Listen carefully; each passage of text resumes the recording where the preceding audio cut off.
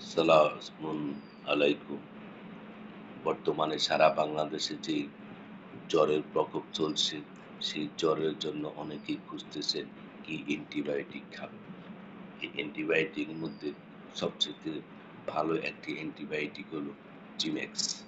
এই জিমেক্সটি হলো বাংলাদেশের স্কয়ার কোম্পানি এই ওষুধটি মার্কেটিং করে থাকে।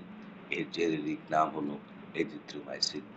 এজিথ্রোমাইসিন গ্রুপের এই জিমেক্স ট্যাবলেটটি বাংলাদেশের মার্কেটে পাওয়া যায় এবং জিমেক্স হলো আম ২-৩ ফর্মে পাওয়া যায়।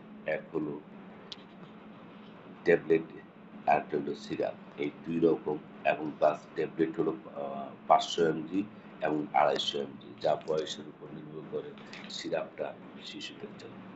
এই জিমেক্স ট্যাবলেটটি দিনে ১ বার খাওয়া লাগে।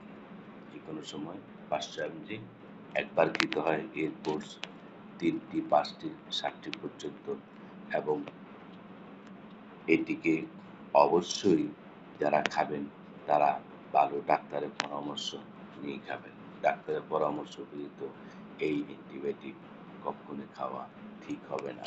ধন্যবাদ সবাইকে। পরবর্তী ভিডিওর জন্য অবশ্যই লাইক এবং সাবস্ক্রাইব করবেন। সালাম।